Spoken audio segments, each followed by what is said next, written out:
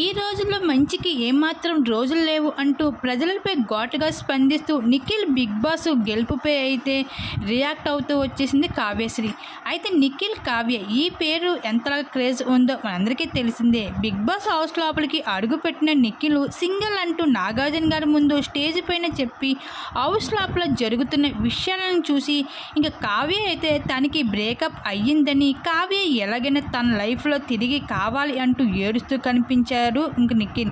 అలాగే ఇంకా సోనియా నామినేషన్తో ఫైనల్గా ఎలిమినేషన్ అయ్యి మళ్ళీ వచ్చిన నామినేషన్ తర్వాత ఇంకా అవన్నీ చూసేసిన కావ్యశ్రీ అయితే నిఖిల్పై అగైనిస్ట్గా కామెంట్ పెడుతూ కనిపించేసింది సోషల్ మీడియాలో. ఇంకా నిఖిల్ అయితే తను ఏదైతే చెప్తున్నాడో అది నిజం కాదు అంటూ కావ్యశ్రీ కొన్ని పోస్టులు కూడా పెట్టి నిఖిల్తో ఉన్న ఫొటోస్ అన్నీ కూడా సోషల్ మీడియాలో డిలీట్ చేసుకుంటూ వచ్చింది. ఇంకా ఆ తర్వాత అభిమానులకి అర్థమైంది వీరిద్దరి మధ్యన ఏదో జరిగింది, ఇంకా ఇద్దరి మధ్య గొడవలు ఉన్నాయి, బ్రేకప్ అయ్యిందనేసి అభిమానులకి ఒక క్లియర్గా అర్థమైంది కావ్య పోస్టులతో. మొత్తానికి బిగ్ బాస్ హౌస్లో నిఖిల్ అయితే యష్మి అంటూ సోనియా అంటూ చాలా నెగిటివిటీని సంపాదించుకున్నాడు. ఇంకా బిగ్ బాస్ హౌస్లో చివరికైతే తన గెలుపుకి అయితే దగ్గర అయ్యి ఇంకా బిగ్ బాస్ విన్నర్ అయ్యి ఇంకా విజయాన్ని సాధించుకున్నాడు. మొత్తానికి అయితే బిగ్ బాస్ హౌస్లో తను అనుకున్నది అయితే విజయం సాధించాడు.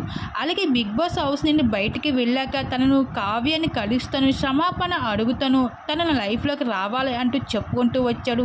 మరి బిగ్ బాస్ హౌస్ నుండి బయటికి వెళ్ళాక నిఖిల్ మరి కావ్యతో ఏ విధంగా మాట్లాడతారు, మరి కావ్య మరి మాట్లాడుతుందో లేదో, మరి ఇద్దరు కలుస్తారో లేదో మరి చూడాల్సిందే. మరి దీని మీద మీరేమనుకుంటున్నారు, మీ అభిప్రాయం తప్పకుండా కామెంట్ సెక్షన్ షేర్ చేసుకోండి.